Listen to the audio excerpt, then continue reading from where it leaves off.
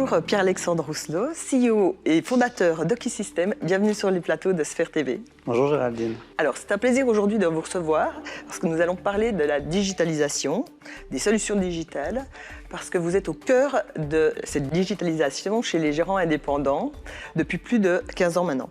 Quelles sont aujourd'hui les attentes en termes de digitalisation des gérants indépendants?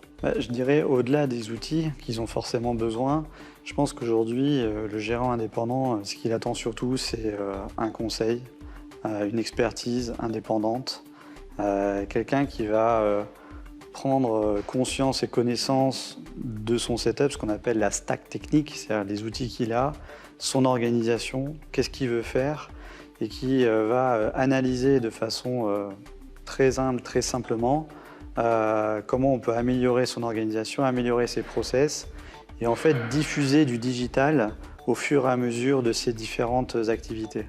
Donc nous, je pense que ce qu'on aime faire, c'est justement arriver chez un gérant qui est souvent débordé, qui est en situation de problématique, et on va lui simplifier, on va rationaliser ses process pour qu'il y voit clair et que le digital soit vraiment au service de son business et pas l'inverse. Ok, donc digitalisation, c'est quelque chose qu'on ne peut pas éviter. On doit faire face à cette demande. C'est l'attente des clients aussi. Quelles sont les grandes tendances FinTech et WealthTech en général que vous voyez se dessiner pour l'année 2024 et l'avenir? Ces derniers temps, on a vu vraiment une explosion du nombre d'acteurs de FinTech, WealthTech. C'est lié aussi à l'évolution du métier du gérant qui était assez, on va dire, simple sur les différents produits d'investissement et qui est devenu très technique, très complexe. Et donc, mécaniquement, il y a énormément de sociétés digitales qui se sont créées pour offrir des outils, des tableaux de bord, des outils d'aide à la décision pour les gérants.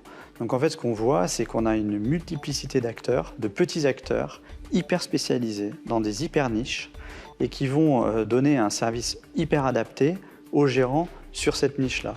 Ensuite, la problématique, c'est d'avoir une vision à 360 degrés et de pouvoir prendre en considération l'ensemble de ses besoins. Quand on parle de gérants indépendants, quels sont les grands changements? Parce que ça fait maintenant plus de 15 ans donc, que vous êtes sur ce segment d'activité.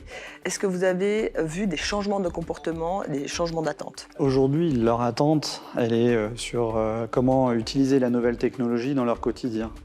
Ils sont bombardés d'informations, de mots-clés qu'ils ont dans les médias, sur Internet.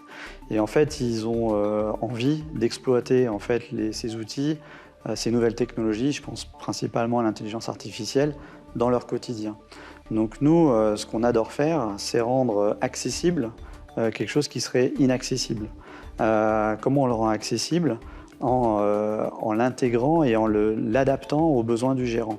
Par exemple, sur l'intelligence artificielle, on va être vraiment vigilant sur, je dirais, le contrôle de l'information, comment on va gérer le challenge, le défi de l'intelligence artificielle dans notre secteur d'activité, la confidentialité, mais en même temps l'opportunité que représente l'intelligence artificielle dans sa façon d'interagir avec l'ordinateur, dans la façon de communiquer avec lui, avec ses systèmes de prompt, qui sont beaucoup plus naturels que des recherches ou des clics dans des systèmes de base de données.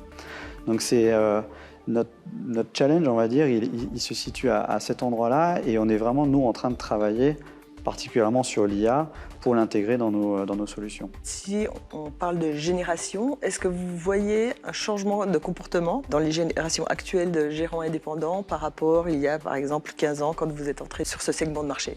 Je pense que le métier du gérant a évolué avec son positionnement. Le gérant indépendant il y a 15 ans, c'est un banquier qui devient indépendant, qui monte sa structure, qui veut faire un service hyper spécialisé à ses clients, mais toujours un peu avec cette approche, on va dire, d'ancien banquier. Aujourd'hui, on va avoir un gérant beaucoup plus chef d'orchestre, qui va se rapprocher du métier du family officer, on va dire, et qui va s'adapter à l'évolution, comme je disais, de l'environnement d'investissement disponible, la technicité de l'environnement disponible, et qui va du coup avoir une offre souvent plus large, plus technique et plus spécialisée.